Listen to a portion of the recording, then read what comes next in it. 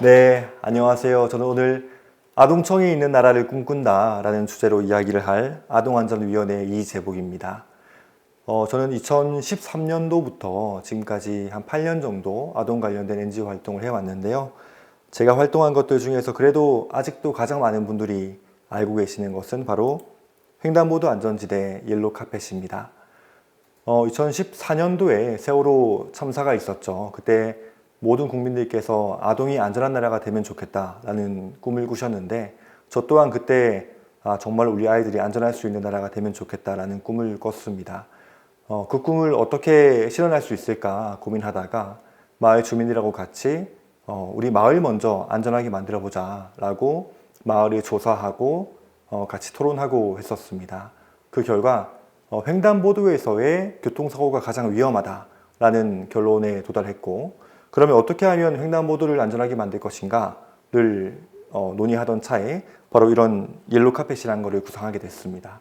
옐로카펫의 의미를 한 가지만 말씀드리자면 아동 보행 중 교통사고의 가장 큰 원인은 아이들이 키가 작아서 잘 보이지 않고 또 갑자기 뛰어나가는 직진 본능 때문에 운전자가 피하기 어렵다는 데 있습니다. 그래서 우리는 아이들이 키가 작음에도 불구하고 그리고 직진 본능이 있음에도 불구하고 잘 보이고 그리고 안전한 곳에서 머물 수 있는 횡단보도를 만들기로 했습니다. 그렇게 해서 만든 것이 바로 옐로카펫인데요. 보시면 외부와 구별되는 어떤 독립적인 공간을 만들어서 마치 영국에서 핀 조명처럼 외부인들이 그 핀 조명 안에 있는 대상이 뭐든지 간에 주목하게끔 만들고 그리고 색깔 대비 때문에도 잘 보이게 되죠. 그리고 이렇게 외부와 구별되는 공간이 있으면 아이들은 그 안에 들어가고 또 머무르고 싶게 만드는 너치 효과가 있습니다. 이런 효과를 활용해서 아이들의 특성을 스스로 억제하려고 얘기하는 것이 아니고 아이들의 고유의 특성에도 불구하고 안전할 수 있는 옐로카펫을 만든 것입니다. 옐로카펫을 처음 만들어서 공개한 게 세월호 1주기 날인데요. 공개를 하자마자 굉장히 많은 언론에서 이슈를 받고 그리고 많은 국민들께서도 옐로카펫을 좋아해 주셨습니다. 이건 네이버에 옐로카펫 치시면 이재복 팀장이 고안한 거다 라고 나와 있는 캡처본입니다. 네, 여기 보시면 댓글이 이제 세금은 1년 때 쓰는 거지 그리고 옐로카펫이 전국으로 확대되면 좋겠다 이런 언론에서 이슈가 굉장히 뜨거웠었고요.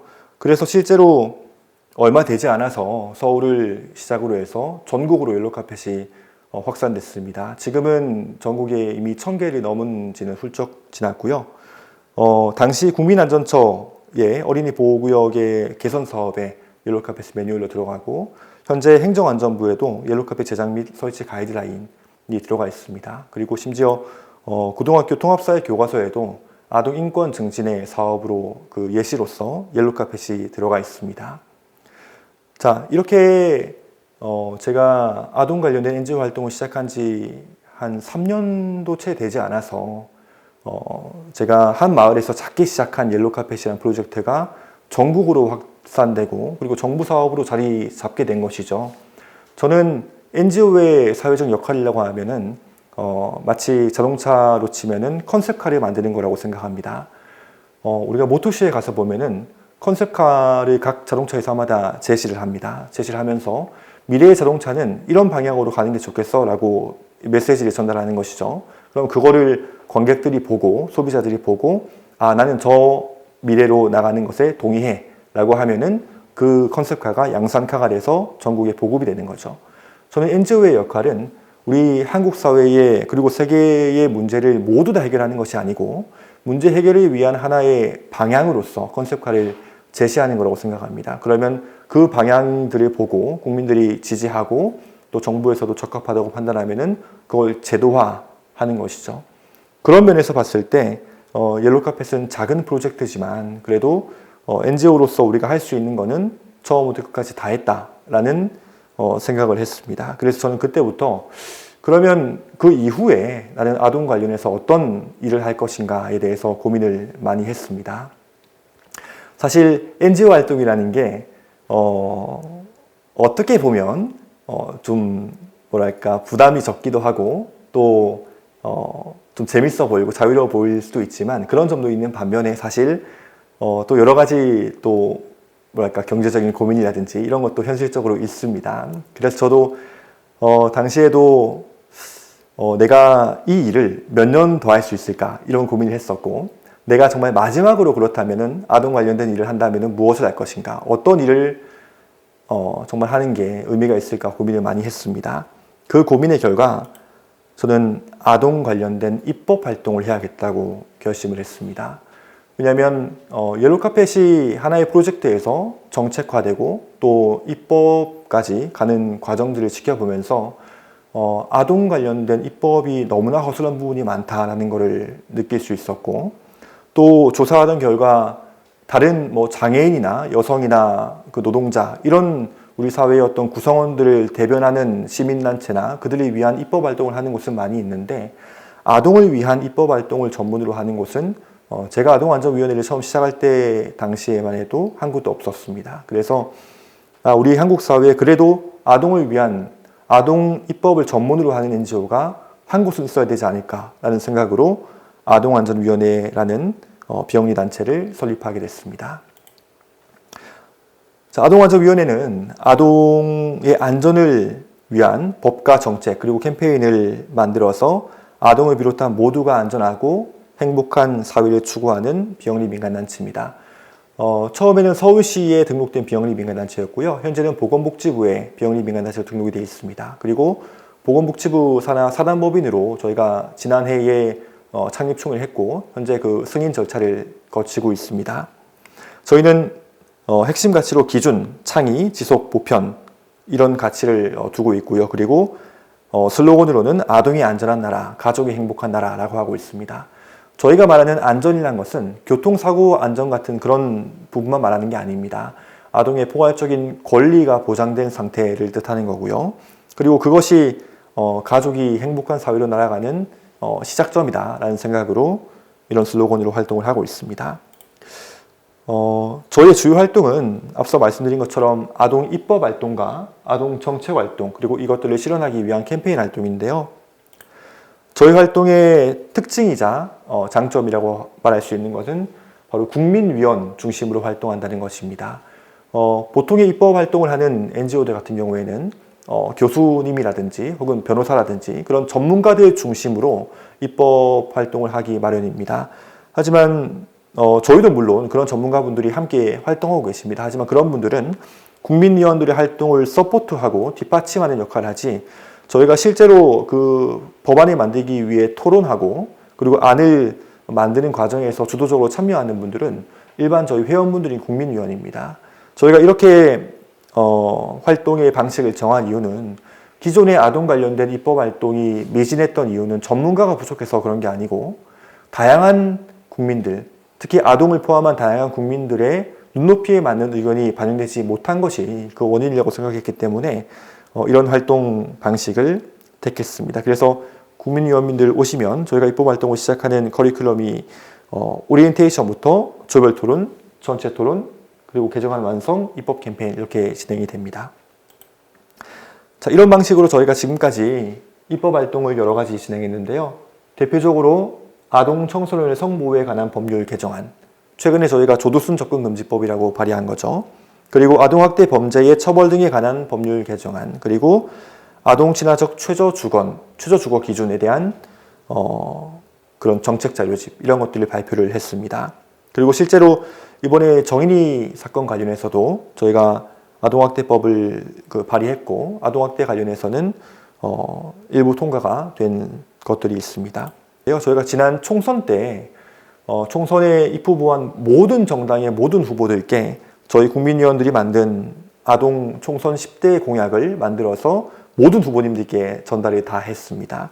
그래서 실제로 48분 정도가 서약을 하셨고, 그중에 당선되신 분도 18분이 계시고, 저희는 그분들 중심으로 활동을 또 펼쳐나가고 있습니다. 그리고 두 번째 보시면 어린이 보호구역 아이디어 공모전인데, 이것은 작년에 저희가 서울시와 함께 사업을 진행한 것입니다. 이것은 올해도 진행을 하는데, 굉장히 특징적인 것은 일반 시민분들이, 특히 초등학생을 중심으로 한 시민분들이 어린이 보호구역에 마치 옐로카펫처럼 이런 아이디어가 새로 생기면 좋겠어요 라는 것을 제안을 합니다. 그러면 거기서 수상한 아이디어는 서울시 보행정책과에서 실제로 사업으로 실행을 합니다. 그래서 올해도 작년에 대상을 받은 스마트 볼루거울이라는 것이 실제로 설치가 될 예정입니다. 그래서 시민들의 의견이 바로 정책으로 도입되도록 하는 것이죠. 자, 그리고 주거, 안전처 신설 이런 것들에 대해서 국회 토론 등을 진행했습니다. 그리고 이런 입법과 정책을 실현하기 위해서 여러 가지 캠페인 활동을 진행했었고요. 여기 좌측에 보이는 이 강남역 1인 시위 같은 경우는 당시 고등학생이었던 저희 실제 국민위원입니다. 이 1인 시위는 굉장히 당시에 이슈가 많이 됐었고 아청법 개정이 필요하다는 사회적 어떤 그 분위기를 많이 환기시킨 캠페인이었습니다. 자, 이렇게 아동안전위원회가 설립한 지 지금 한 4년 차 정도 되고 있는데 다양하게 입법활동, 정책활동을 해왔습니다. 그리고 그 규모도 저희가 설립한 시기나 이런 거에 비하면 굉장히 빠르게 확산이 되고 있는데 최근에 저희가 입법활동을 하던 과정에 저를 아주 고민을 하게 만든 사건이 있었습니다. 그것은 바로 자, 이 사진이 주인공이 누군지 아시나요? 조두순입니다. 저희가 조두순 접근금지법이라는 것을 발의했고 그 결과는 이따가 말씀드릴 텐데요. 그 일 때문에 저는 아주 큰 무력감을 느끼기도 했고 왜 아동 관련된 법제가 이런 상황인가 하는 고민도 많이 하고 연구도 많이 했습니다. 오늘 그 이야기 여러분께 드리려고 합니다. 자, 그런데 여기 적혀있는 글을 보시면 조두순 출소 100일 전에 총 24건의 법이 발의가 됐습니다. 구체적으로는 아청법이 16건 개정안 발의가 됐고요. 전자장치 부착 등에 관한 법률이 8건 발의됐습니다. 이는 동일 기간으로 치자면 평균적으로 아청법 관련된 내용이 이 시기에 3배 이상 많이 발의가 됐습니다. 사실 이러한 현상도 자연스러운 현상이라고 볼 수도 있지만 본질적으로 보면 아동 권리를 증진하기 위한 입법 활동에는 방해 요소로 작용하는 부분도 많이 있습니다. 왜 그런지도 뒤에서 보충 설명드리겠습니다. 자, 이런 저희가 이제 아청법, 아동청소년의 성보호에 관한 법률을 이 법은 저희한테 특별한 의미가 있습니다. 저희 아동안전위원회를 창립한 이후로 첫 번째로 저희가 연구한 법이기도 한데요. 저희가 그냥 이 법을 무턱대고 선택한 게 아니고 홈페이지를 통해서 일반 시민분들께 아동이 안전한 나라가 되기 위해서 가장 먼저 만들어져야 될 혹은 바뀌어져야 될 법이 뭐냐라고 의견을 받았습니다. 그랬을 때 가장 많은 그 분들이 범죄 분야, 아동이 범죄로부터 안전해야 된다라고 말씀해 주셨고 그 범죄 분야 중에서 성범죄가 가장 많은 분들이 답을 주신 거였습니다. 그래서 저희가 아동 성범죄를 첫 번째 입법 과제로 선정한 것입니다. 자, 이 장면이 저희가 아까 국민위원 중심으로 활동한다는 그 실제로 1기 국민위원들의 그 국민회의 장면입니다. 자, 전 여기서 이제 이 발표하는 걸 듣고 있죠. 자, 이런 과정을 통해서 저희가 여기 좌측에 보시는 내용은 잘 안 보이시지만 제가 이따가 말씀드리겠습니다. 아청법 개정안을 만들었고 당시에 저희가 직접 바로 발의를 할 수 있는 그 인연이 있는 국회의원이 없었기 때문에 당시에 굉장히 뜨거웠던 청와대 국민청원에 제안했습니다. 그리고 아까 강남역 1인 시위를 진행했었죠. 이걸 통해서 실제로 뭔가 발의가 된 건 아니었지만은 발의를 할 수 있는 분위기가 만들어졌고 그리고 관심도 대단히 높아진 계기가 됐습니다. 자, 이때 저희가 발의한 그 법안의 내용이 뭐냐? 저희는 이때 많은 분들이 이 입법의 필요성에 대해서 공감하시길 원했기 때문에 이 내용을 조금 더 쉽게 전달하기 위해서 이제 좌측에 보이시는 그 송경희 강사님이라고 저희 자문위원님이신데요. 아동 관련된 그 아동 성범죄, 성교육 관련된 전문가이십니다. 이분하고 제가 이 법안에 대해서 쉽게 설명하는 영상도 찍었습니다. 아동을 보호한다고 잠깐 보시겠습니다. 법이 아동을 진짜 보호하고 있는 건지, 왜 만들어야 되고 왜 필요한지 아동들하고 같이 한번 깊은 고민을 했었으면 좋겠어요. 피해 아동의 100m 앞에 다시 선다? 진짜요? 진짜 저를 보호해줘요? 이래요.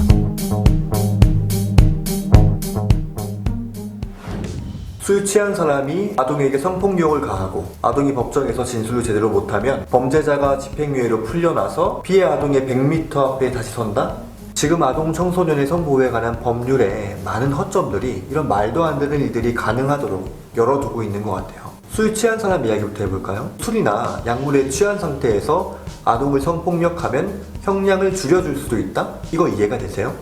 아, 술 먹어서 그랬구나 하면서 정신이 온전치 않다. 그걸 받아들이다 보니 아이들의 원하는 형량만큼 안 나오는 거예요. 그래서 술을 먹었으니 기억이 안 난다, 판단이 흐려진다. 그래서 그걸 약간 정삼창작 한다는 거 아이들도 힘들어하고 부모님들은 더 한이 맺히는 거죠. 조두순 이후로 더 많은 형량이 나와야 되는데 더 이상 형량이 줄어드는 건 안 돼야 될 것 같아요. 다음은 법정에서 아동이 진술을 제대로 못했을 때 형량이 줄어들어서 풀려난다인데, 아니 진술을 제대로 못하면 잘할 수 있도록 도와줘야 되는 거잖아요. 만 13세 미만일 때 조사가 필요하다고 판단했을 때만 진술 조력인 제도가 되고 있어요. 나이 어리든 많든 상관없이 아이들이 우선은 떨려해요. 어리석은 기억을 했는데 가면 뭘 얘기해야 되지? 백지처럼 하얘져요. 또 시간이 짧아요. 자기가 꼭 해야 될 얘기를 못할 때가 있어요. 혹시 나 때문에 재판이 진 건가? 내가 말을 잘못해서 진 건가? 죄책감을 갖는 게 너무 안타깝더라고요. 한 번 상처를 받는데 또 두 번 상처를 받으면 안 되잖아요. 그래서 네가 진술 잘못한 게 아니다 라는 거 우리가 알리려면 어른이 옆에 꼭 18세까지는 끝까지 도와줘야 될 것 같아요.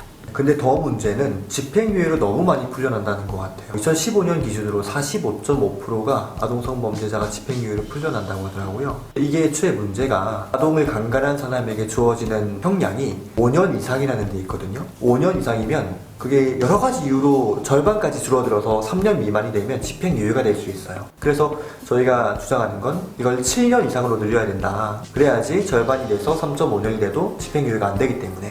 어쨌든 1심, 2심, 3심 가면 이상하게 올라가면 올릴수록 깎는 경우가 있는 거예요. 네네. 그러다 보니까 형량이 더 줄어드는 거예요. 그러면 아까 말한 대로 집행유예 갈 가능성이 생각보다 많이 있더라고요. 그 강간이 당한 피해 아동과 가족들이 생각할 때 범죄자가 집행유예로 풀려났다는 거를 도저히 받아들일 수가 없을 것 같아요. 왜 법에서 풀려주냐고. 내가 신고했는데 분명히 잡아서 넣었어야 되는데 내 딸을 그렇게? 근데 법이 보호하지 않아? 집행유예를 풀려나는 건 아주 심각하다고 봐요. 이렇게 범죄자가 집행유예로 풀려나게 되면 피해 아동과 단 100m 거리에서 다시 마주칠 수 있는 접근 금지가 내려집니다. 다시 2차 피해를 주지 않기 위함인 것 같은데 100m면 사실 얼굴 다 보이는 거리잖아요. 편의점 가면 보일 거고 문방구 가면 보일 거고 학교에 가다 보면 그래서 이 거리는 최대한을 많이 늘렸으면 좋겠어요. 사실 이거 늘리더라도 실제로 참 지켜지는 게 중요할 것 같아요. 아이들이 항상 물어봐요. 어디까지냐고. 진짜 안 와요? 진짜 내 안 봐요? 근데 저희도 확신을 못 하겠는 거예요. 혹시라도 실효성이 꼭 있었으면 좋겠어요. 그게 법이야. 500m만큼 너한테는 안 만나게 해줄 거야. 진짜요? 진짜 저를 보호해줘요? 이래요. 실효성 있는 거 꼭 필요할 것 같아요. 아이들 말 그대로 저를 보호해주냐고. 이렇게 말도 안 되는 일을 막기 위해서 아동안전위원회가 만든 개정안을 들어보셨는데 네. 선생님 어떠셨어요? 제가 아이들을 많이 만나다 보니까 한 해 평균 9천여 명 아이들이 피해를 겪고 있거든요. 그래서 지금 현재 이 4가지만 바뀌어도 피해 아동들이 많이 줄어들고 우리나라가 아동이 안전한 대한민국 만드는 거 꼭 이뤘으면 좋겠습니다. 이거 꼭 바꿉시다 여러분. 우리의 참여로 아동이 성범죄로부터 안전한 나라를 만듭시다. We change. We change.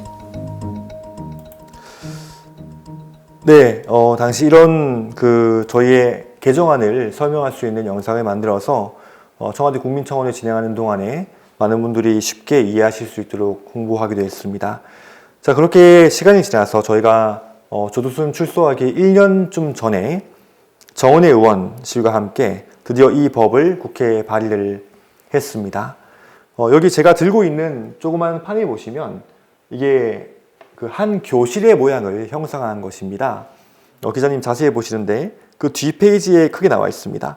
저희가 실제로 국회 앞에 이 한 교실의 형상을 그대로 재현해서 아청법의 개정의 필요성을 주장하는 캠페인을 진행했습니다. 이게 어떤 의미냐면 아까 영상에서도 한 해에 9,025명의 아동 성범죄가 발생한다라고 했죠. 그러면 하루로 나누면 하루에 25명입니다. 하루에 이 교실만큼의 아이들이 성범죄의 피해를 입고 있는 것이죠. 굉장히 심각한 문제입니다.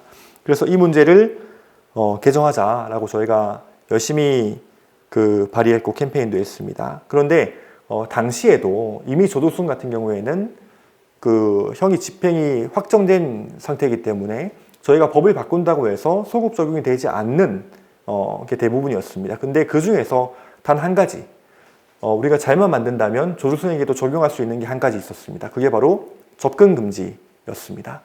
접근 금지 같은 경우는 형이 끝난 이후에, 출소 이후에 적용되는 거기 때문에 전자발찌를 착용하면서 그 접근 금지 거리가 결정나게 되어 있습니다. 그래서 저희는 그 거리 100m가 너무 짧다. 그래서 이 거리를 당시에 500m로 늘려야 된다는 걸 주장했고, 그 100m가 너무 짧다는 것을 많은 국민분들께 알리기 위해서 100m 릴레이 챌린지라는 걸 진행했습니다.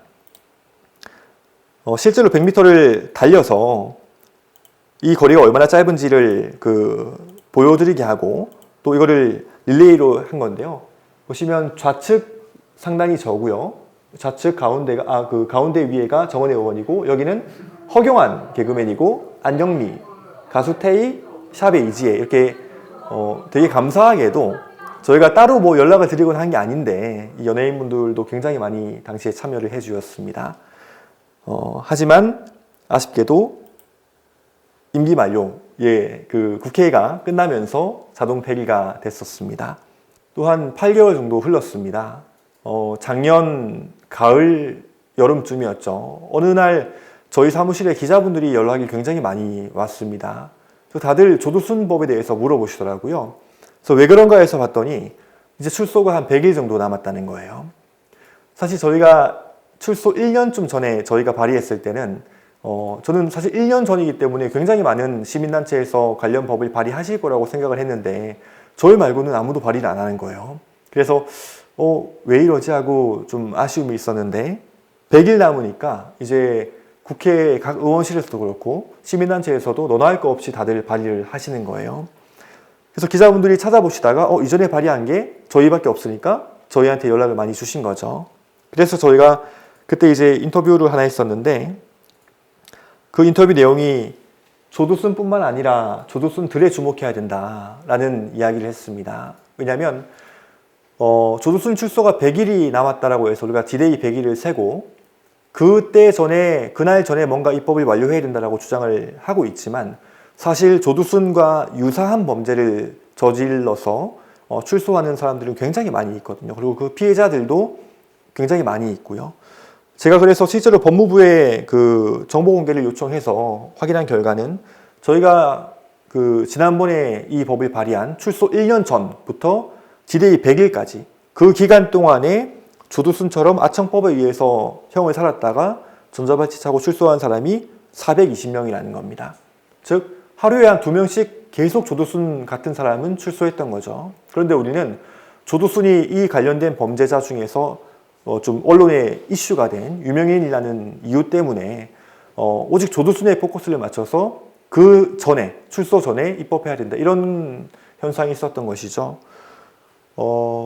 물론 아동 관련된 입법 활동을 하는 NGO로서 이런 사회적인 분위기가 이슈가 됐을 때 입법을 하는 것도 실제로 우리가 입법을 이뤄내기 위한 하나의 타이밍에 맞춰야 되는 전략일 수도 있습니다. 하지만 사실 이런 현상을 보고 조금 씁쓸한 마음이 드는 것도 어쩔 수 없는 현실이죠. 하지만 저희가 정말 목표로 하는 것은 입법이기 때문에 이렇게 사회적 분위기도 다시 한번 모아지고, 또 당시 국회 여성가족위원장이었던 정춘숙 의원실하고 같이 발의할 수 있는 기회가 돼서 동일한 안으로 한 번 더 발의를 했습니다. 한 가지가 더 강화를 했습니다. 접근금지 100m가 500m로 늘리는 게 처음 아니었는데 이게 1km로 늘리는 걸로 강화를 해서 제안을 했습니다. 저희도 이번에 두 번째 발의를 하고 나서는 굉장히 기대를 많이 했죠. 어느 때보다도 조두순에 대한 관심이 뜨거웠고, 또 이제 국회에서 담당하는 여가위원장하고 같이 발의했기 때문에 이번에 입법이 될 것이다 라고 저도 주변 분들에게도 많이 말씀을 드리고 저도 기대를 많이 했었습니다. 그렇게 시간을 기다렸는데 결과는 안타깝게도 통과되지 못했습니다. 제가 그때 페이스북에 썼던 글인데요. 죄송합니다. 조두순 접근금지법이 통과되지 못했습니다 라고 썼습니다. 사실 정확히 말하자면 대안반영 폐기가 됐습니다. 그래서 저와 같이 발의했던 정춘숙 의원님 같은 경우는 페이스북에 축하해주세요, 통과됐습니다 라는 글을 쓰셨어요. 하지만 그 내용을 제가 살펴봤을 때는 대안반영 폐기라 함은 어떤 개정안을 발의했을 때 실제로 그대로는 아니지만은 그 효과와 유사한 효과를 낼 수 있는 다른 안으로 반영이 됐고 원안이 폐기되는 것이죠. 하지만 저는 이 대안이 결코 우리 원안의 본질적인 문제를 해결하는 대안이 아니라고 판단했습니다. 저희가 주장한 것은 접근금지 거리 확대, 그리고 아동 강간범 집행유예 금지, 그리고 진술조력인 제도 확대였습니다. 하지만 당시 대안으로 반영된 것은 단 두 가지였습니다. 접근금지하는 시설물에 유치원을 추가하는 것, 그리고 그 조두순 같은 출소자의 주소지 공개해서 건물 번호까지 공개하는 것, 그 두 가지였습니다. 첫 번째 유치원이 추가된 거에 대해서는 얼핏 보면은 굉장히 의미가 있다고 느낄 수 있습니다. 하지만 자세히 살펴보면 이 시설물 같은 경우는 예를 들어서 그 조두순이 성범죄를 저지른 다음에 출소 후에 출소 몇 년 동안 뭐 3년 이상 출소 그 10년 이렇게 살겠죠, 형을. 출소 이후에 그 직접 피해 아동의 집과 학교로부터 접근 금지가 기존에 있었는데 여기에 유치원이 추가된 겁니다. 즉 출소 이후에 그 피해 아동이 유치원생일 확률은 거의 없죠. 사실상 실효성이 거의 없다고 볼 수 있습니다. 그리고 두 번째, 건물 번호 추가된 거. 사실 이것은 이번에 우리가 조두순 출소했을 때 다들 많이 보셨죠. 유튜버들이 온갖 찾아가고 그렇게 됨으로써 그 같은 건물에 사는 사람들은 피해를 입고 그 옆 건물까지도 사실 정상적인 생활을 그 일정 기간 동안 하기 힘들 정도로 많은 피해를 받습니다. 그리고 사실 아청법은 아동을 중심으로 만들어져야 되는 법인데 아동 당사자에게 건물 번호를 알려주는 게 어떤 그런 큰 의미가 있을까, 그런 부작용들이 뻔히 예측됨에도 불구하고 그걸 대안으로 반영해서 폐기된 거에 대해서 저는 사실 저희가 이 만든 그 원안에 대해서 같이 만드는 과정에서 노력해 주시고 또 많은 피드백을 주시고 함께 캠페인해 주신 분들께 죄송하다는 말씀을 솔직하게 드릴 수밖에 없었습니다. 그런데 너무 궁금했죠. 그리고 너무 무력감이 많이 찾아왔습니다. 왜 도대체 이렇게까지 많은 국민들이 관심을 가지고 또 굉장히 많은 전문가들께서도 이 법은 타당하다라고 피드백 주신 법이 어떻게 이렇게 하나도 반영이 안 될 수 있을까라는 게 너무 궁금해서 제가 실제로 저희 개정안에 대해서 다룬 그 여성가족위원회 회의록, 법안심사소위원회 회의록을 살펴봤습니다. 그리고 이걸 살펴본 결과 왜 이 법이 통과되지 못했는지 알게 되었습니다. 오늘 이 내용에 대해서 제가 자세하게 말씀을 드리겠습니다. 자, 하나씩 갈 텐데요. 첫 번째, 저희가 주장한 게 아동 강간범의 집행유예 금지였습니다. 여기 위에 표를 보시면 저희가 발의할 당시의 원안과 개정안입니다. 처음에 5년 이상, 아동 강간범에 대해서 5년 이상의 유기징역인데 저희가 7년 이상으로 주장을 했습니다. 왜냐하면 7년 이상이 돼야지 이게 절반으로 감형이 돼도 최소한 집행유예는 되지 않기 때문이죠. 근데 이거에 대해서 이제 당시 여성가족위원회 회의록, 참고로 이 회의에는 여가위원회 소속 그 의원들하고 그리고 국회 전문위원들 그리고 여가부 차관 이하 공무원들이 참석을 한 회의였습니다. 제가 그 실명을 공개하지 않기 위해서 이름은 땡땡 처리를 했습니다. 자, 수석 전문위원 차 땡땡. 제가 다 읽진 않겠습니다. 노란색 하이라이트 친 부분만 읽겠습니다. 잘 안 보이실 것 같아서. 네, 형법 개정이 우선돼야 할 사항으로 판단됩니다. 그리고 여성가족부 김땡땡. 타 범죄와의 형평성을 고려해서 종합적으로 검토해야 되기 때문에 신중 검토 의견입니다. 넘어가지요. 이렇게 그냥 넘어갔어요. 이게 이 안에 대한 회의의 끝입니다. 자, 내용을 보시면 다른 법과의 어떤 관계들 때문에 이것만 형량을 강화할 수 없다라는 주장으로 보입니다. 하지만 실제를 살펴보면 이 말은 납득이 되지 않습니다. 자, 지금 보시는 것은 법무부에 있는 성폭력 범죄의 처벌 등에 관한 특례법입니다. 자, 이 법은 아청법이 생기기 이전부터 있었던 법이고 기본적으로 성범죄에 관한 가장 보편적인 법률이라고 보시면 됩니다. 이 법에는 제7조에 13세 미만의 미성년자에 대한 강간, 강제추행 등으로 해서 13세 미만에 대해서 강간의 죄를 범한 사람은 무기징역 또는 10년 이상의 징역을 처한다고 나와 있습니다. 우리가 보통 이런 성폭력 범죄에 관한 일반법이 있고 거기에 대해서 아동 이렇게 대상을 특수화해서 일종의 특별법을 만든 이유는 그 대상을 더 강하게 보호하고 그 범죄를 더 강하게 처벌하기 위한 게 일반적인 목적입니다. 하지만 이미 성범죄, 성폭력 범죄 처벌 등에 관한 특례법에서 13세 미만에 대해서 무기징역, 10년 이상의 징역을 얘기하고 있는데 여기에서 아청법 그 아동에 대한 강간법을 아청법에서 7년으로 늘리는 거에 대해서 다른 법과의 형평성 때문에 안 된다 하는 거는 이해되지 않는 부분이었죠. 그래서 법무부의 법과 여가부의 법이 이렇게 뭔가 연결이 안 되는 듯한 느낌을 많이 받았습니다. 아래 보시면 실제로 이거는 여가부에서 조사한 그 발표한 내용인데요. 2011년부터 2016년까지 아동 강간에 대해서 아동 성추행이나 성희롱이 아닙니다. 아동 강간범에 대해서 집행유예 비율이 37.4%입니다. 여가부에서 발표한 자료인 만큼 여가부에서도 이 문제의 심각성에 대해서 알고 있음에도 불구하고 그리고 법무부의 법인 성폭력 범죄 처벌 등에 관한 특례법에 이미 무기징역 10년이 나와 있음에도 불구하고 타 법과의 관계 때문에 아청법에서는 7년 늘릴 수 없다. 이건 이해하기 어려웠습니다. 자, 두 번째입니다. 진술조력인 제도 확대인데요. 이것은 저희가 신설을 했습니다. 그러니까 이게 뭐냐면 성범죄에 대해서는 일반적으로 명확한 증거가 있는 경우가 적기 때문에 피해자의 진술이 굉장히 핵심적으로 작용합니다. 근데 아동 성범죄에 대해서 집행유예가 높게 나는 그 이유 중에 하나가 아동이 진술을 처음에 여러 가지 겁이 나서라든지 법원의 그런 무거운 무게 때문이라든지 잘 하지 못하는 경우가 대부분입니다. 그래서 아동 전담 법원이 만들어져야 된다는 얘기도 많이 나오고 있지만 아직까지 제대로 되고 있지 않고요.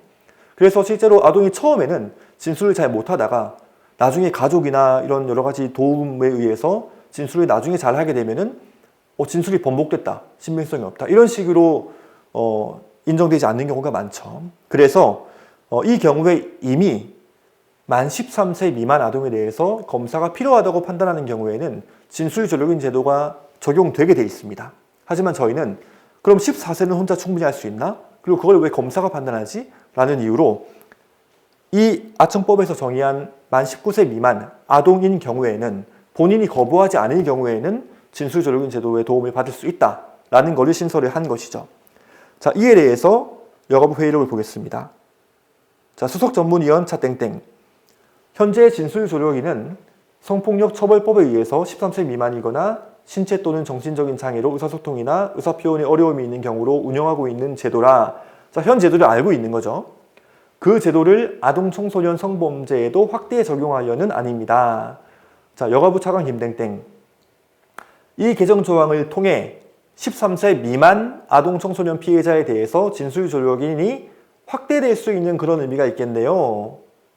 좀 이상하죠?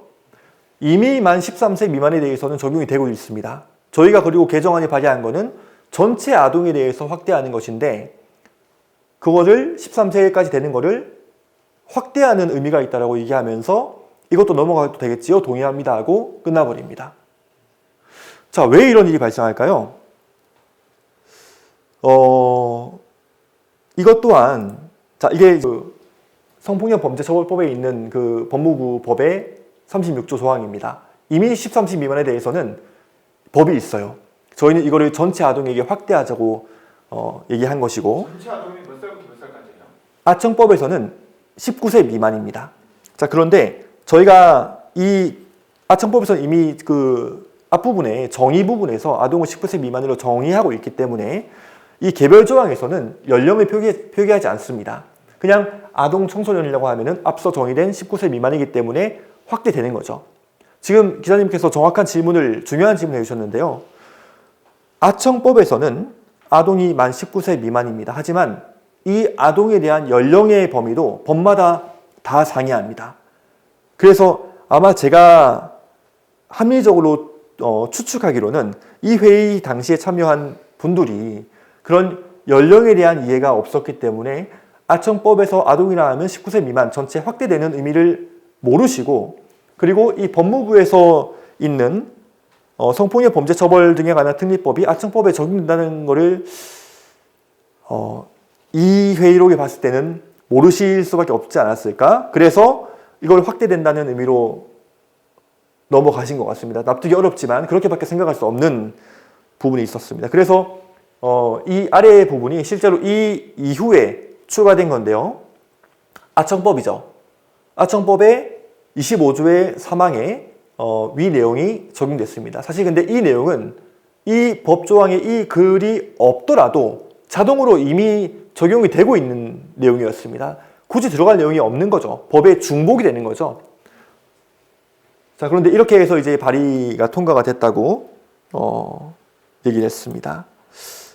자, 마지막으로 세 번째, 가장 할 말이 많은 부분인데요. 접근금지 거리 확대입니다. 자, 저희가 전 100m인 거를 500m로 했고, 나중에 두 번째 발의할 때는 1000m, 1km로 이제 했는데, 이 회의록을 보시겠습니다.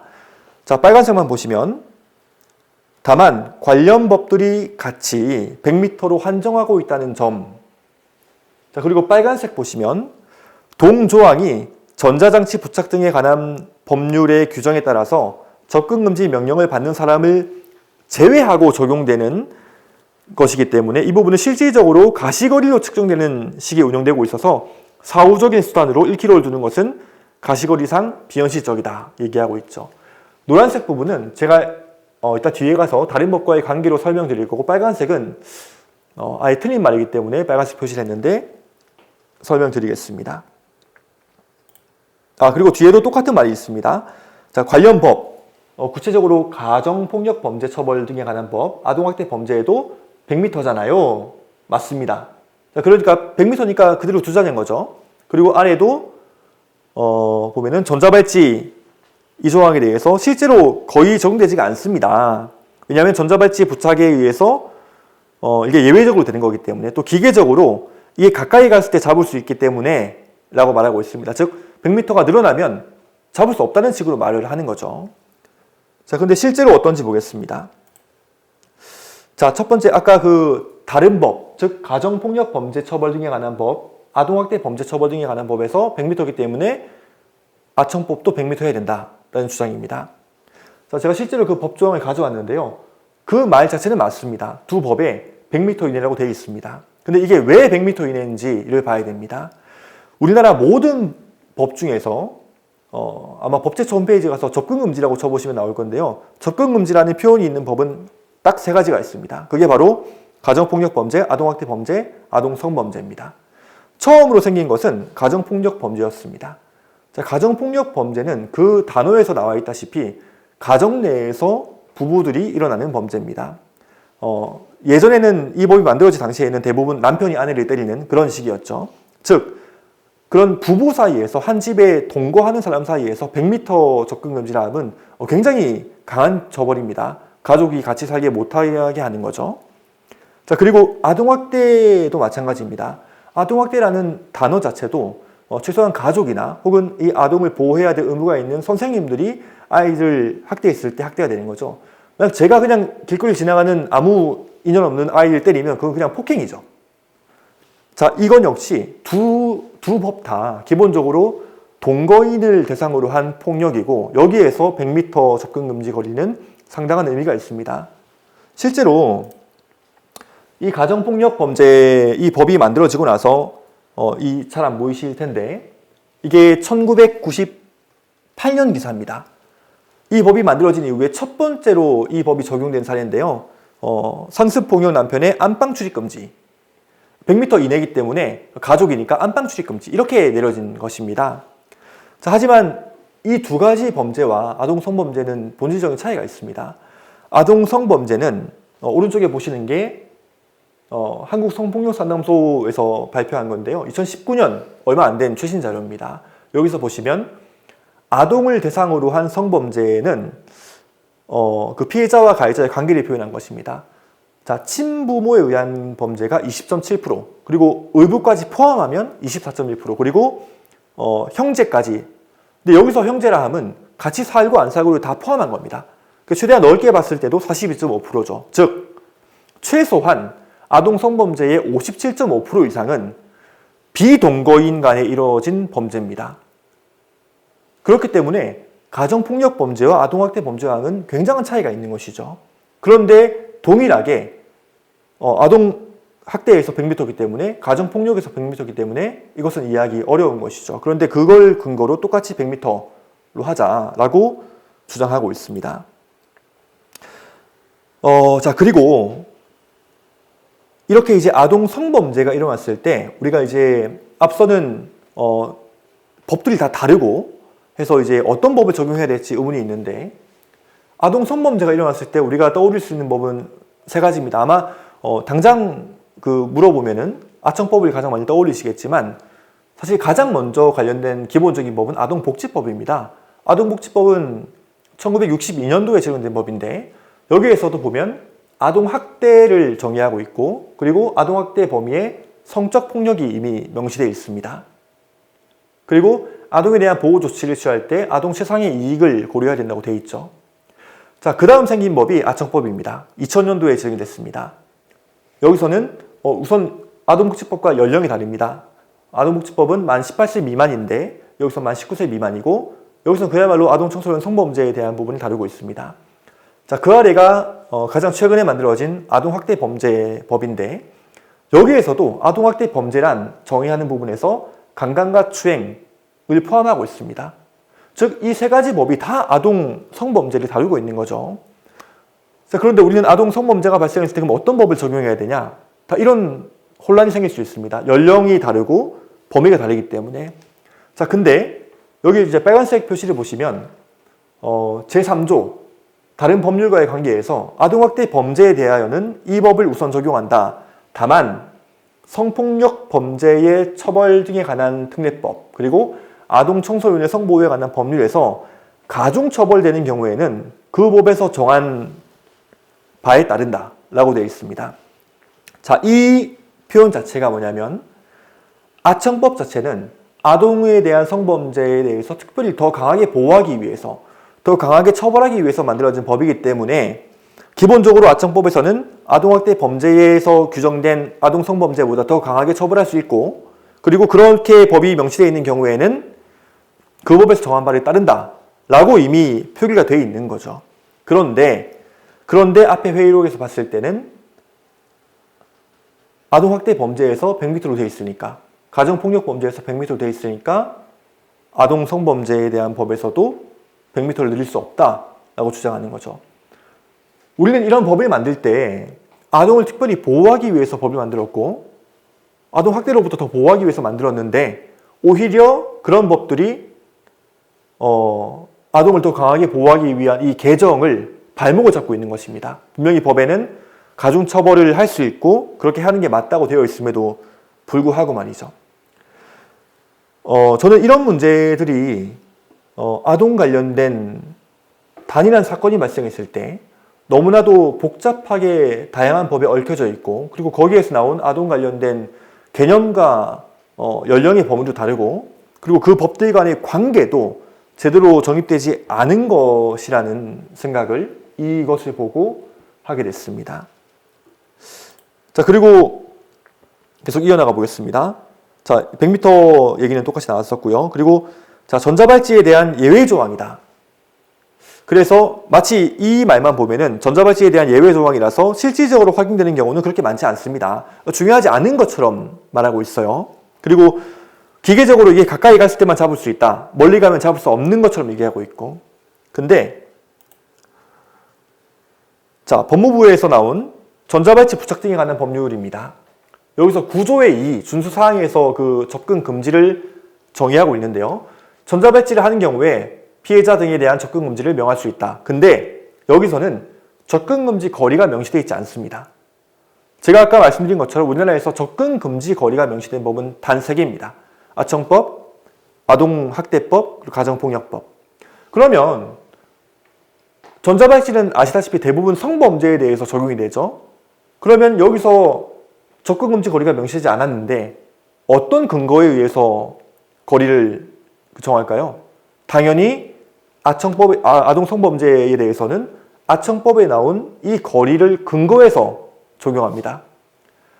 전자장치 부착 등에 관한 법에서 거리를 명시하진 않지만 아동 성범죄 범죄에서 나오는 거리를 근거로 판단하는 거죠. 이 부분은 제가 이번에 조두순 접근금지법을 발의하면서 법무부에도 실제로 어떻게 이 거리를 정하냐에서 확인한 결과입니다.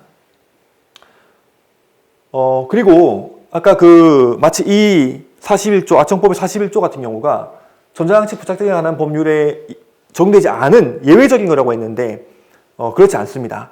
사실상 현재는 아동 성범죄로 접근 금지 거리가 내려지는 사람은 대부분 다 전자장치를 하고 나옵니다. 왜냐하면 전자장치가 없으면 이 100m 거리를 잴 수가 없는 거죠. 예전에 아동 학대나 가정 폭력에 의해서는 부부기 때문에, 그리고 부부는 가해자와 피해자가 있지만 어쨌든 성인들 간의 관계이기 때문에 이혼 이런 관계에서 내 눈앞에 보이네 신고 이런 게 가능했습니다. 하지만 성범죄에 대해서는, 특히 아동 성범죄에 대해서는 대부분 전자장치를 하고 나오는 게 기본입니다. 그렇기 때문에 예외적으로 적용된다고 해서 매우 이거를 마이너한 이슈로 다루고 있는데 그렇지 않다는 부분입니다. 자, 그런데 이제 그래서 100m로 두면 좋겠다. 그리고 아래에 보시면 지금도 사실 100m 아니라고 하더라도 그 사람이 들어와 있다라고 하는 것에 대해서 입증을 못하면 처벌할 수 없는 규정이다. 이 현실을 모르는 얘기인 거죠. 아동학대나 가정폭력범이랑 어떻게 보면 좀 착각을 하고 있는 것입니다. 이런 문제도 사실 어떻게 보면은 아동 관련된 법률을 여성가족부에서 다루면서 여성에 대한 성범죄, 여성에 대한 범죄 중심으로 생각하는 것이 저는 좀 원인이 있다라는 부분을 생각했습니다. 자, 아까 나왔던 얘기지만 보면은 자, 1km 접근 하나 이거 직접 감시해야 되는 거 아니에요? 행정력이 많이 투입돼야 된다. 그래서 증거를 제시하지 않으면 의미가 없다라고 했죠. 경찰이 못 쉰다. 일단 경찰이 못 쉰다는 것은 아까 아동복지법에 의한 아동 최상의 이익하고도 배치되는 부분이기도 하지만 실제로도 그럼 정말로 안에 들어오나 안 오나를 다 경찰이 봐야 되냐? 그렇지 않습니다. 이것은 좌측 그림은 법무부에서 발표한 전자발찌 시스템 개선안인데요. 이미 현재 100m 안에는 전자발찌로 되고 있고 이거를 이미 기술적으로 법무부에서 1km까지 확대할 수 있다고 발표한 내용입니다. 기술적으로 이미 다 가능한 것이죠. 근데 이거에 대해서 가까워야 되는 거 아닌가? 라는 이야기를 하고 있는 거죠. 그리고 이 좌측 상단 그림 보시면 잘 안 보이실 수 있는데 이미 그 전자발찌에는 위치 추적이 있기 때문에, 그리고 해당 이 번호가 돼 있죠. 사람에 대해서. 예를 들어서 20번은 A 지역과 B 지역에 대해서 접근 금지가 되어 있기 때문에 GPS 보는 것처럼 다 위치가 보입니다. 그리고 자동으로 그 해당 범위 100m 안 출입 금지에 들어갔을 때는 알람이 울리게 되어 있습니다. 이걸로 일일이 경찰이 보는 게 아닌 거죠. 자, 그래서 우측에 보시면 이 전자발찌를 탄 대상자가 접근 금지 거리 안에 들어갔을 때 위치 추적 관제센터에서 전화를 합니다. 자, 지금 위험 지역에 들어왔어요. 나오세요. 그러면 이 사람이 알겠습니다 하고 나오면 상황이 종료되는 거고, 만약에 전화를 받지 않거나 혹은 전화를 받았음에도 불구하고 계속 접근하면 그제서야 보호관찰관이 출동하는 것이죠. 즉 앞서 회의록에서 말한 100m를 육안으로 확인해야 되기 때문에 행정력이 이제 부담스러워진다. 혹은 100m 이상을 체크할 수 없다. 이런 부분은 법무부에서 최근에 전자발찌에 대해서 발표한 내용만 보더라도 전혀 사실이 아닌 거라는 걸 알 수 있습니다. 자, 이렇듯 이 회의록에서 제가 하나하나 다 아동 성범죄 관련된 법들과 관련된 법들을 다 살펴서 이 회의록에 대해서 일종의 반박을 해봤는데요. 그럼 왜 이렇게까지 우리가 아동 성범죄라는 하나의 사건에 대해서 실제적으로 뭐랄까 통합적인 회의가 이루어지지 못할까? 정보는 이미 다 있는데 되지 못할까? 원인을 봤을 때는 아동 성범죄 하나만 봤을 때 이걸 담당하는 여가부, 복지부, 법무부 사이에 너무 그 법제가 단절이 되어 있다는 것입니다. 법제처 홈페이지에서만 찾아봐도 바로 알 수 있는 내용을, 그리고 각 기관의 홈페이지에만 가도 볼 수 있는 내용을 여가부 사람들은 복지부 거 모르고 법무부 사람은 여가부 거 모르고, 그리고 그걸 알기 위해서 서로 소통하는 역할도 하지 않습니다. 이번에 실제로 조주순 접근금지법이 발의됐을 때 정춘석 의원실에서 1km 늘리는 걸 발의했었고 우리가 이걸 발의한다, 통과된다 라는 내용을 법무부에서 제9조 준수사항 2를 부여하기 전에 소통만 될 수 있었다면 충분히 그걸 근거로 해서 접근금지 거리를 늘릴 수 있었습니다. 근데 그런 소통을 하겠다라는 문화조차 되어 있지 않는 거죠. 자, 그러면 왜 이렇게까지 자, 이게 그 각 정부 부처마다의 단절 그리고 아동 관련된 그런 법들의 단절이 원인인 건 알겠습니다. 근데 왜 이렇게 단절이 됐을까? 그거를 제가 너무 궁금해서 연구를 해봤는데요. 이 연구를 하기 위해서는 왜 정부 부처 간 아동법제 단절이 심각해진 것인가? 이걸 알기 위해서는 우리나라 아동법률 제정의 역사를 살펴볼 필요가 있었습니다. 자, 1991년 12월 20일입니다. 한 30년 전이죠, 정확하게. 자, 이 이전에 우리나라에서 아동이라는 단어가 들어간 법이 얼마나 있었을까요? 네, 저 혼자 묻고 답하겠습니다. 아무도 안 계시기 때문에. 자, 아동복지법 단 하나가 있었습니다. 처음에 아동복리법이었고요. 62년 제정돼서 81년도에 전면 개정이 됐습니다. 91년 이전에는 아동이라는 단어가 들어간 법이 딱 하나밖에 없었습니다. 그리고 청소년이라는 단어가 들어간 법은 2개 있었습니다. 한국 청소년 연맹 육성에 관한 법률과 청소년 육성법. 그런데 우리가 대부분 지금 알고 있는 아동 그리고 청소년 관련된 법들은 91년 이후에 이렇게 한꺼번에 만들어졌습니다. 도대체 91년 12월 20일에 무슨 일이 있었길래 이렇게 많은 법들이 만들어진 것일까요? 그건 바로 이때 우리나라가 유엔 아동 권리 협약에 비준을 한 날짜입니다. 유엔 아동 권리 협약이 그럼 뭔지 좀 봐야겠죠. 유엔 아동 권리 협약은 유엔의 유엔 아동 권리 위원회에서 만든 협약인데 국제법으로서 우리가 아동의 권리를 보호하기 위해서 이런 준수사항들을 지켜야 된다라고 하는 협약입니다. 대한민국은 91년도 9월 17일에 유엔에 가입했고 같은 해 12월 20일에 비준해서 당사국이 됐습니다. 현재 이 협약은 전 세계에서 가장 많은 국가가 가입을 한 협약입니다. 유엔에 가입된 197개 나라 중에서 미국만 제외하고는 모든 나라가 가입을 했습니다. 이 유엔 아동 권리 협약에는 가장 큰 의의가 있는데 그것은 바로 아동을 단순히 보호를 받는 대상에서 벗어나서 물론 여전히 보호를 받아야 되는 대상이지만 추가적으로 권리를 가진 주체를 규정하고 있습니다. 이 부분이 굉장히 중요한 부분입니다. 유엔 아동 권리 협약에서는 아동을 보호 대상이 아닌 권리의 주체를 규정하고 있다. 그리고 이게 글로벌 스탠다드다라고 하고 있는 거죠. 그리고 여기에 비준을 하면 당사국은 처음에 가입을 했을 때는 최초로 2년 이후에 그 다음부터는 5년 주기로 이행 보고서를 제출해야 되고 그리고 이행 보고서에 대해서 유엔에서는 권고사항을 전달합니다. 그러면 그걸 우리가 이제 당사국이 입법과 사법과 행정으로 이행을 해야 되는 거죠. 자, 이걸 우리가 91년 12월 20일에 비준했습니다. 그런데 당시 1991년 당시 대한민국에서의 아동 권리의 상황은 어땠냐? 당시 대한민국은 30년 전인데요. 아동을 유엔 아동 권리 협약과는 다르게 해석했습니다. 아동을 권리 주체가 아니라 보호 대상으로서 수동적인 존재로 인식했어요. 그래서 심지어 지금도 그렇지만 헌법에는 아동이라는 표현이 없습니다. 대신에 아동을 양육의 대상자인 자녀 그리고 교육의 대상자인 교육 대상으로만 명시가 되어 있습니다. 헌법에서부터 아동을 권리 주체로서 명명하지 않은 거죠. 그리고 더 큰 문제는 각 정부 부처마다 아까 말한 교육부, 여가부, 복지부 이런 데서마다 아동을 그런 개별 사업의 대상에 따라서 객체화해서 규정했습니다. 즉 여성가족부에서는 양육을 받는 자녀로서만 규정을 하고 실제 단어도 그렇게 되어 있었고요. 교육부에서는 피교육자, 법무부에서는 감독을 받는 대상 이렇게 되어 있는 거죠.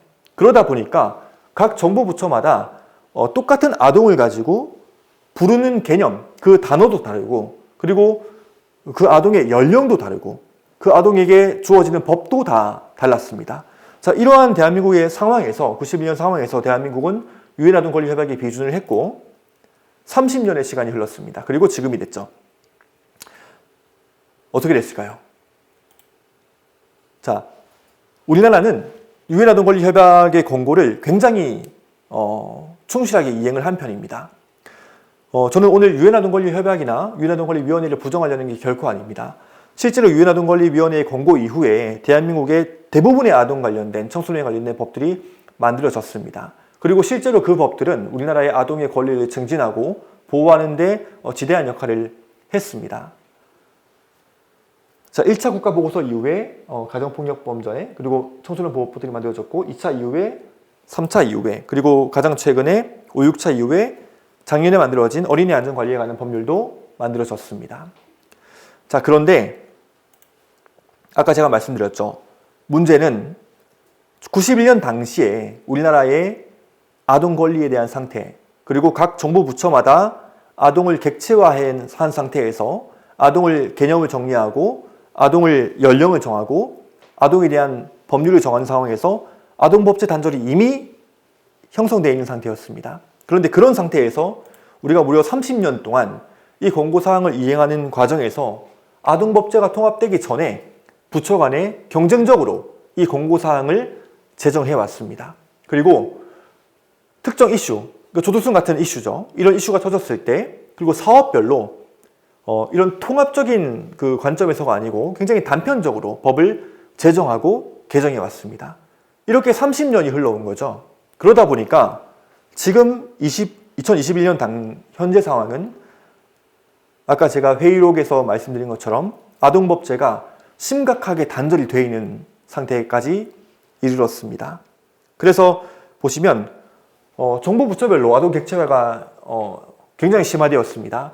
보건복지부, 여성가족부, 법무부 그리고 각 사업마다 법들이 있는데 아동을 부르는 개념이 굉장히 영유아, 아동, 청소년, 심지어 유아, 아이 이렇게 다양합니다. 그리고 같은 여가부 안에서도 같은 단어인데도 청소년이라는 단어인데도 연령이 다릅니다. 19세 미만, 9세 이상, 24세 이하. 아동 청소년은 24세 이하, 19세 미만. 이러다 보니까 아까 그 13세 미만의 진술조력인에 대해서도 아동 청소년 아청법에서는 19세로 확정되는 게 기본인데 그거에 대한 이해나 적용이 되지 않는 거죠.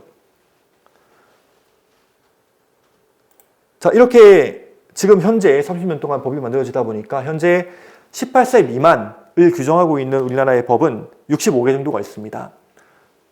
각 부처마다 너무 다양하게 흩어져 있죠. 자, 상황이 이렇다 보니까 아동 보호 사건이 발생할 경우에 우리는 그 아이가 최초로 발견됐을 때 이게 아동 학대 사건인지 성범죄 사건인지 빈곤 아동 사건인지 입양 위탁 사건인지 바로 파악할 수가 없습니다. 그렇다 보니까 이 사건이 어떤 사건인지 파악하고 해당 법률이 어떤 법률인지 이해하고 관련 소관 부처를 찾고 이러는데 시간이 걸리는 것이죠. 그러다 보니까 아동에 대한 보호가 지연되고 대부분 안타까운 사건은 그 사이에 일어나기 마련입니다. 그래서 우리는 이렇게 할 게 아니고 아동 관련된 법제를 통합해서 보호가 필요한 아동이 발견됐을 때 일단 보호하고 이후에 조사를 통해서 지방자치단체에서 아동에게 적절한 복지 서비스를 제공하는 방식으로 바뀌어야 된다는 것입니다. 그래서 그러면 이렇게 아동법제를 통합해야 되는데 어떻게 통합할 것이냐.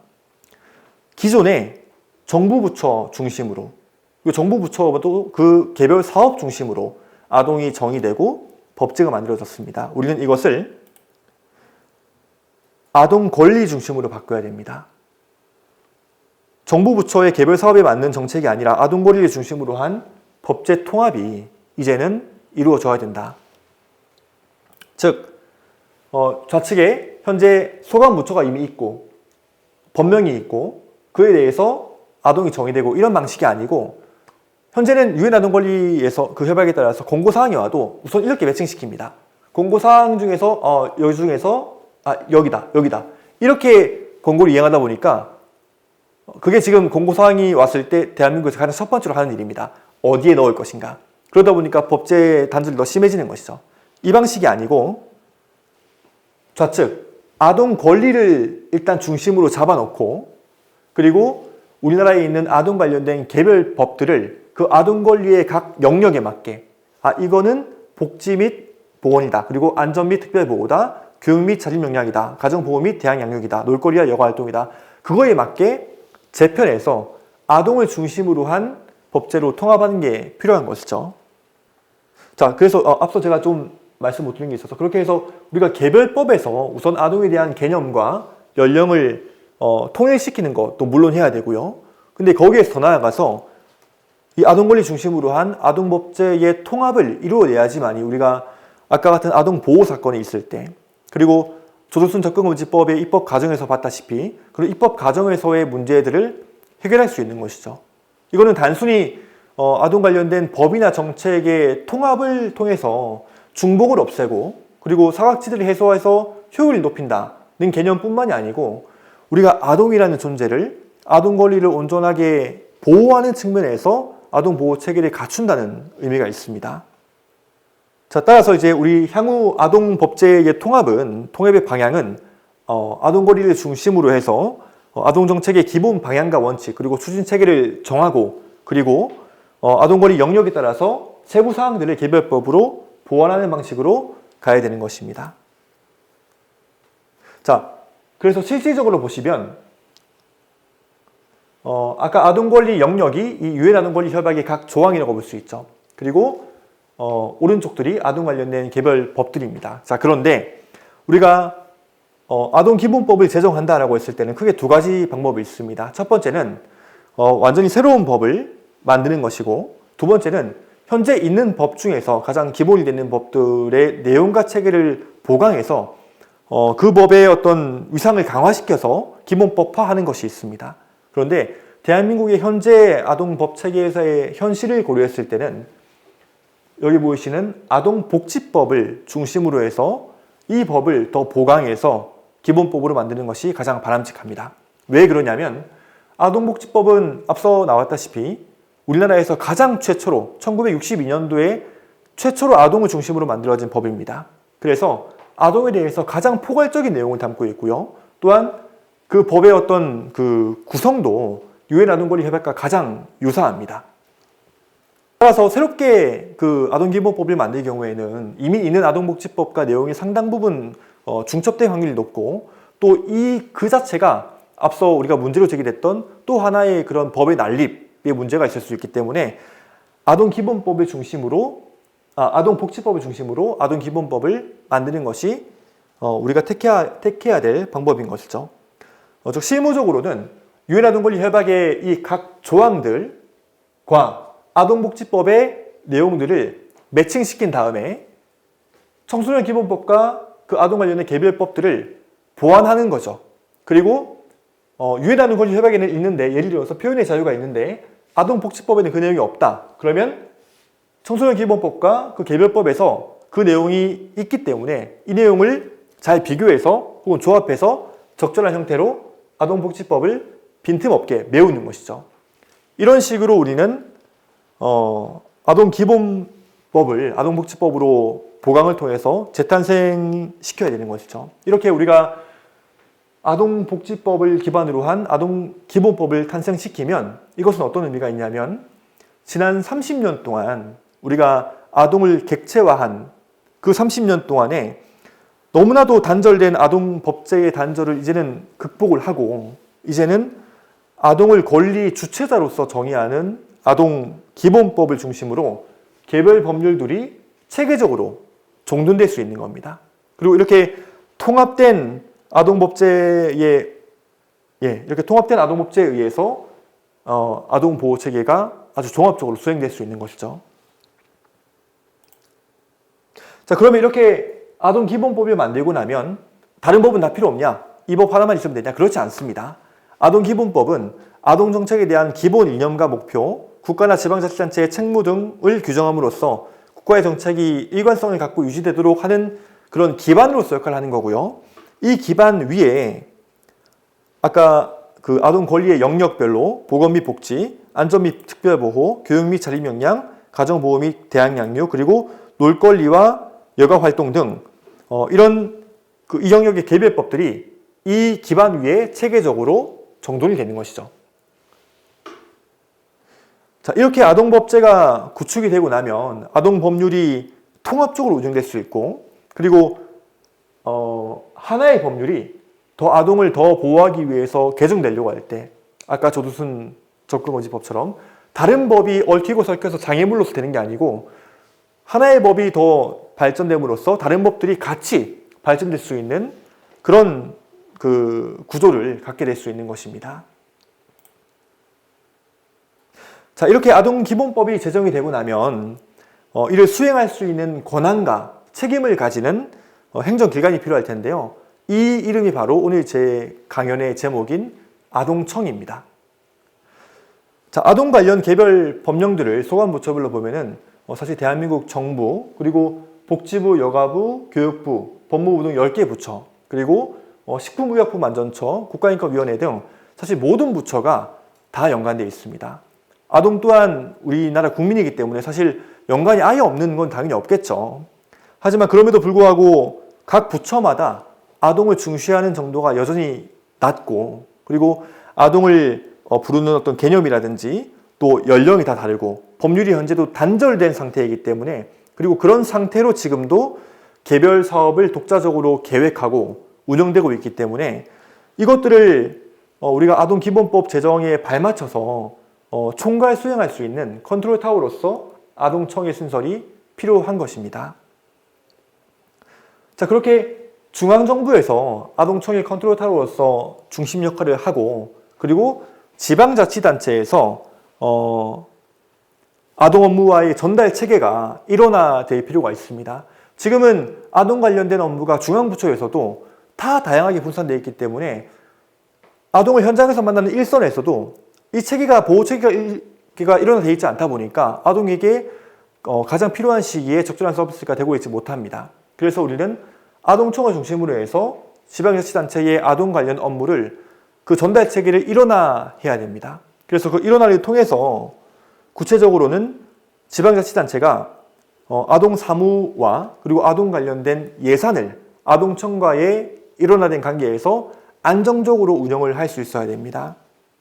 그렇게 지방자치단체의 업무가 사무적으로 안정되고 예산이 안정적으로 확보가 되고 나면은 저는 현장에서 서비스를 받는 그 아이들이, 그리고 그 아이들과 그 아이를 둘러싼 관계자들, 가족들이 현장에서 느끼는 복지의 서비스의 상태, 그리고 그 안전도, 그리고 나아가서 삶의 행복도까지도 굉장히 개선될 수 있을 것이라고 생각을 합니다. 자, 이것이 제가 이제, 죄송합니다. 아동기본법과 그리고 아동청 신설이 필요하다고 주장하는 근거입니다.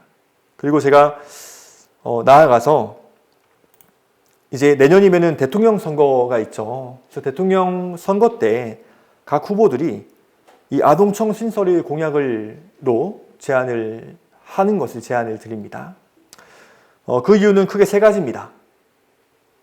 자, 첫 번째는 오늘 제가 강연 내내 말씀드렸던 아동정책 총괄로 아동권리 보호 체계를 완성하는 것이죠. 이게 가장 근본적이고 명확한 이유고요. 두 번째 이유도 있습니다. 두 번째 이유는 저출산 정책의 일원화로 효과적인 출생률을 증진을 하는 것입니다. 우리나라는 지난해에만 저출생 관련된 예산으로 40조 1906억을 썼습니다. 근데 지금 우리나라의 출산율은 어떻죠? 전 세계 꼴찌입니다. 그리고 작년에는 0.9명이었는데 올해는 0.86명으로 더 낮아질 것으로 예측되고 있습니다. 근데 왜 그런가 문제를 봤을 때, 물론 복합적인 문제가 있겠지만 예산적인 문제, 그리고 체계적인 문제가 있습니다. 이 40조 1906억 중에서 우리가 저출생에 직접적으로 투입되는 예산은 19조 221억 원, 즉 전체의 47.3%에 불과했습니다. 왜 그러냐면 저출생 관련된 대책과 예산에서도 기존에 보였던 아동 관련된 업무처럼 전체 부서의 이 일이 파편처럼 흩어져 있습니다. 그러다 보니까 저출생 문제를 해결하기 위한 본질적인 정책에 집중되기보다는 이미 모든 부처에 파편화되어 있는 정책들이 그냥 그 나눠먹기식으로 예산이 편성되는 것입니다. 그러다 보니까 전체 예산의 52.7%가 예를 들면은 뭐 특수고용 근로자 고용보험이라든지 영세사업자 근로자 사회보험이라든지 이런 데 쓰이고 있는 것입니다. 물론 이 예산이 의미가 없다는 게 아닙니다. 하지만 지금 우리가 우리나라가 정말로 심각하게 맞이하고 있는 저출산이라는 문제를 해결하기 위해서 마련된 예산인 만큼 정말로 이 문제를 해결하기 위해서 온전히 그곳에 쓰여야 되고 그걸 하기 위해서라도 우리 아동청이 신설돼서 전략을 짜고 이 집행 예산을 제대로 일어나서 쓸 수 있는 체계가 필요한 것입니다. 자, 그리고 마지막으로 세 번째는 미래 세대 목소리를 반영해서 지속적인 국가 발전을 도모하는 것입니다. 국가의 지속적인 발전을 위해서는 늘 미래 세대의 목소리를 듣는 것이 중요합니다. 그래서 우리나라나 해외에서도 청년들의 목소리를 듣는 것을 기구로 만들곤 했었는데요. 사실 청년들뿐만 아니라 우리나라에는 유일하게 투표권이 없는 그런 아동들이 있습니다. 그런데 이 아동청이 만약에 우리나라에 900만 명 가까이 있는 이 아동들, 대표적인 미래 세대인 아동들의 목소리를 반영하고 이것을 정책으로 도입할 수 있는 그 채널 역할을 한다면 그야말로 대한민국의 지속적인 발전에 크게 기여할 것이라고 생각을 합니다. 자, 그래서 이 세 가지 이유로 저는 아동청 신설을 제안하고 이것이 다음 대선의 공약이 되기를 바라고 그리고 마찬가지로 이 세 가지 이유로 저는 아동청이 있는 나라가 되기를 꿈꾸고 있습니다. 자, 오늘 이 강연을 계기로 더 많은 분들이 아동청 신설에 대해서 더 좋은 아이디어를 내주시고 그리고 제가 발표한 거에 대해서 의견을 보태시거나 또 틀린 내용이 있으면 얼마든지 그렇게 주셔가지고 이 논의가 더 활발하게 되는 그 마중물 역할을 하면 좋겠습니다. 네, 이상입니다. 감사합니다. 예, 취할 수 있죠. 취할 수 있지만 유엔 아동 권리 협약이 우리가 국제법으로 되어 있고 그리고 국제법은 당사국이 따라야 된다고 되어 있지만 현실적으로 그렇게 다 적용되지는 않습니다. 실제로 조두순 접근금지법 이 사건 외에도 우리나라에서 그런 식으로 이제 유엔에 직접 의견을 전달한 사례가 있는데 이것들이 대한민국 현행법을 이렇게 어기면서까지 적용되는 것은 사실상 굉장히 어렵습니다. 많은 분들이 이번에 발의된 여러 가지 조두순 관련된 법들이 실제로 적용돼도 통과돼도 전혀 반영 안 되는 거 아니냐 이런 생각을 하시는데 그렇지 않았습니다. 접근금지에 대해서는 법무부에서 출소 이후 시점에 분명히 전자발찌를 착용하고 그리고 접근금지를 내리는 상황이었기 때문에 그리고 그건 정해지지 않은 상황이었기 때문에 그 전에 아청법이 개정이 됐다면 충분히 조두순에게도 100m가 아닌 500m, 1000m 이렇게 적용될 수 있었습니다. 그래서 그 부분이 되지 못한 게 굉장히 아쉽고 그 부분을 우리가 풀어나가야 될 문제라고 생각하고 근데 말씀 주신 것처럼 유엔 아동 권리 협약에는 이런 조항 말고도 그런 이제 말씀해 주신 그런 청원 제도라든지 또 일반 논평 이런 것들이 있죠. 근데 그런 것들이 현실적으로 국내법을 어기면서까지 적용되는 사례는 어렵다라고 보시면 될 것 같습니다. 그거는 우리가 여러 가지 모델을 생각할 수 있습니다. 실제로 제가 그래서 혹시 질문이 나올까 싶어서 해외 사례를 좀 가져왔는데요. 영국에서는 교육부에서 이런 아동 관련된 일을 다 통합합니다. 처음엔 교육부에서 교육 관련된 일만 하다가 이후에는 복지 그리고 뭐 보육 관련된 일을 교육부에서 다 통합을 합니다. 이건 나라마다 모델이 그 문화나 상황에 따라 다를 수 있는 거죠. 근데 그리고 우리나라에서도 이렇게 아동청이 만들어진 건 아니었지만 지난 정부 때 정부 부처 간의 업무가 이게 변화되는 사례가 있었습니다. 실제로 이명박 정부 때 보건복지부가 보건복지가족부로 됐었습니다. 그리고 여성가족부가 여성부로 됐었죠. 아동 관련된 일을 보건복지부로 이임을 한 것입니다. 그리고 그때 실제로 아동 청소년에 대한 그런 용어 차이를 그리고 법률에 대한 어떤 그 차이를 해소하기 위해서 아동과 청소년을 법률적으로 통합하는 시도가 있었습니다. 그렇게 해서 최초로 만들어진 게 바로 아동 청소년의 성보호에 관한 법률이거든요. 이게 원래는 청소년의 성보호에 관한 법률이었어요. 이렇게 합쳐졌었습니다. 즉 이 말은 근데 그러고 나서 이제 박근혜 정부 때 다시 보건복지부와 여성가족부로 나뉘었는데 얼마든지 정부 부처의 그 일은 이렇게 그 개편될 수 있습니다. 자, 그런데 그러면 저는 이제 아동청을 왜 보건복지부 산하로 만들고 싶어 하냐? 보건복지부가 지금 그 한 10년 전부터, 6년 전부터 아동정책 기본계획이라고 해서 5년 주기로 아동정책 기본계획을 짭니다. 그러면 그 계획에 따라서 모든 정부 부처가 그리고 모든 지자체가 매년 그 계획을 이행하기 위한 사업 계획을 짜야 됩니다. 그 제도가 지금 6년째 이어지고 있는 거죠. 그러니까 이미 체계가 갖춰져 있습니다. 그리고 보건복지부만이 그 아동정책 기본계획의 사업의 목적이 아동이 행복한 삶입니다. 아동을 권리 주체로서 보고 있고 그 사업을 진행하는 게 보건복지부인 거죠. 자, 그런데 그 산하에 아동청을 만든다. 그러면 아동청이 말씀 주신 것처럼 뭐 교육부도 다 하고 뭐 이런 그 여가부도 다 하고 그럼 그런데 다 교육부 없어지는 거냐? 그렇지 않습니다. 그렇지 않고 아동청은 아동기본법이 있다 하더라도 다른 법들이 그 법의 기반 안에서 개별 역할을 체계적으로 하듯이 아동청은 아동에 대한 기본적인 그리고 가장 그 통합적인 일을 수행하고 그 개별적인 일들은 교육부에서 마찬가지로 하는 거죠. 지금 그 독일의 경우에도 보면은 독일은 연방가족부, 정확한 명칭은 연방가족노인 뭐 여성 청소년부인가 뭐 그렇게 되어 있는데요. 줄여서 연방가족부인데 연방가족부에서 교육 관련된 일을 대부분 합니다. 교육 관련된 기본적인 정책을 정하고 합니다. 하지만 독일에 교육부가 없냐? 교육부가 있습니다. 교육에 대해서 아동 권리를 어떻게 보호할 것인가 하는 기본적인 틀을 연방가족부에서 정하고 교육부는 그 교육에 대해서 실제적인 일을 하는 거죠. 우리나라 아동청도 마찬가지입니다. 아동청이 만들어진다고 해서 굉장히 비대한 그런 그게 만들어지는 게 아니고 이것들을 컨트롤 타워 역할을 할 수 있는 정도로 만들어지는 겁니다.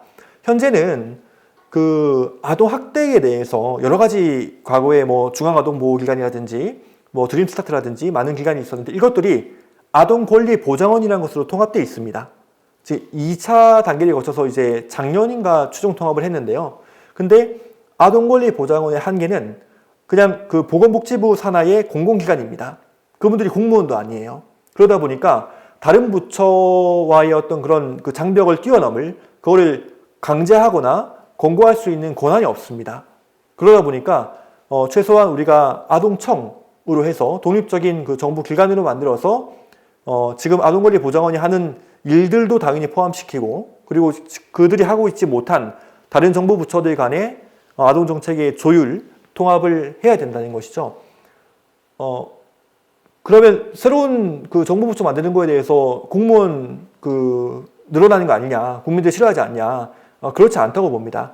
저는 이미 아동 관련해서는 모든 부처에서 일을 다 하고 있기 때문에 오히려 그 인원들이 중복이 굉장히 많습니다. 대표적인 예로 국무총리실 산하에 아동정책 조정위원회라는 게 있습니다. 똑같이 청소년정책 조정위원회라는 게 있습니다. 연령만 조금 다른데 관련된 법이 상이하기 때문에 조정위원회가 있는 거죠. 거기 있는 사람들은 인원도 비슷합니다. 장관들이 다 있고요. 똑같은 일이 지금 아동 관련해서는 굉장히 많이 중복되어 있습니다. 저는 그런 중복 업무들 중에서 아동 권리에 관한 핵심적인 내용들을 아동청에 모으면은 오히려 그 정부 부처가 더 효율적으로 될 수 있다라고 생각합니다.